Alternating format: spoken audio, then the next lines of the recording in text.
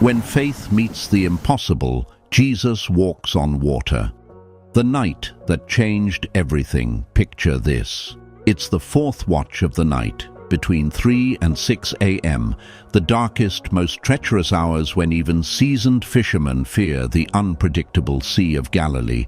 The disciples are alone, battling fierce winds and crashing waves, when suddenly they see the impossible. At this very hour, Jesus was walking on the water toward them. The storm that tested their faith. The disciples had been rowing against contrary winds all night. Their muscles ached, their hands were raw from gripping the oars, and exhaustion weighed heavy on their hearts. They were making no progress, stuck in the middle of the sea, fighting a losing battle against nature's fury. But when they saw him walking on the lake, they thought he was a ghost. They cried out, because they all saw him and were terrified. Mark 6:49-50. Can you imagine their terror? In the darkness, through the spray of violent waves, they witnessed something that defied every law of physics, every understanding of reality. A figure was walking on water, not swimming, not floating, but walking as if the churning sea were solid ground. Fear gripped their hearts, their minds raced. Is this real?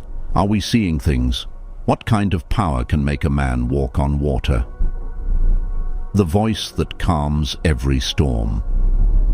But then, cutting through the howling wind and their panicked cries, came the most reassuring voice they'd ever heard. Take courage, it is I. Don't be afraid. Matthew 14:27. Jesus Christ, their Master, their Savior, was literally walking on water toward them. This wasn't just a miracle, it was a divine demonstration that nothing is impossible with God. Peter's leap of faith. And here's where the story gets absolutely incredible. Peter, impulsive and passionate as always, shouted over the storm, "Lord, if it's you, tell me to come to you on the water." "Come," Jesus said. Matthew 14:29. One word, one invitation, one test of absolute faith. And Peter, this ordinary fisherman, stepped out of the boat and walked on water. Can you feel the adrenaline, the mixture of terror and exhilaration as his feet touched the surface and didn't sink? For those glorious moments, Peter experienced the supernatural power of faith. He was literally walking on his fears, stepping over his doubts, moving toward Jesus with miraculous faith. When doubt drowns faith. But then it happened. But when he saw the wind, he was afraid, and beginning to sink, cried out, "Lord, save me." Matthew 14:30.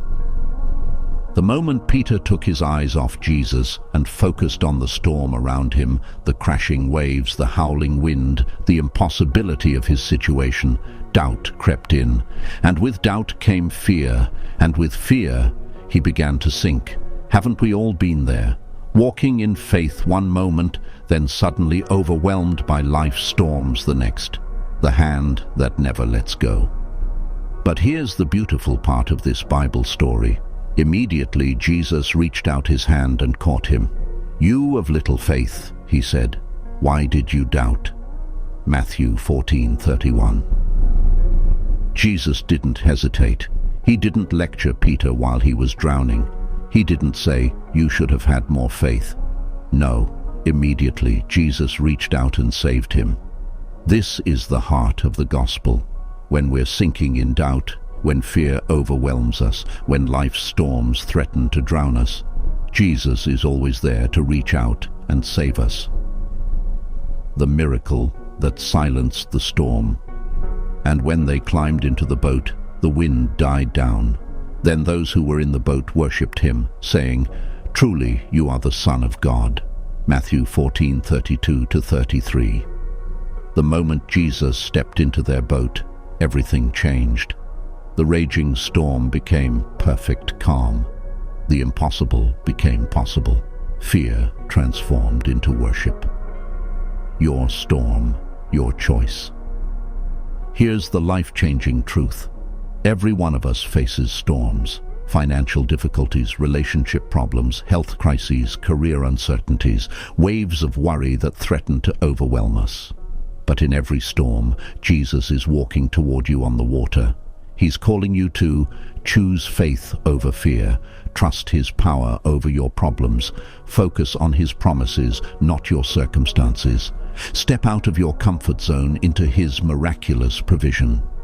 The same Jesus who walked on water 2,000 years ago is the same Jesus who can walk on the waters of your impossible situation today. The faith that moves mountains and walks on water. This incredible miracle of Jesus teaches us that faith isn't the absence of fear, it's taking the step despite the fear. Peter didn't walk on water because he wasn't afraid. He walked on water because his faith was greater than his fear. Jesus looked at them and said, "With man this is impossible, but with God all things are possible." Matthew 19:26. Your impossibility is God's opportunity. When you're in the storm of life, remember, Jesus specializes in the impossible. He walks on water, calms storms, and turns our greatest fears into our greatest testimonies of faith. So step out of the boat. Your miracle is waiting on the other side of your faith.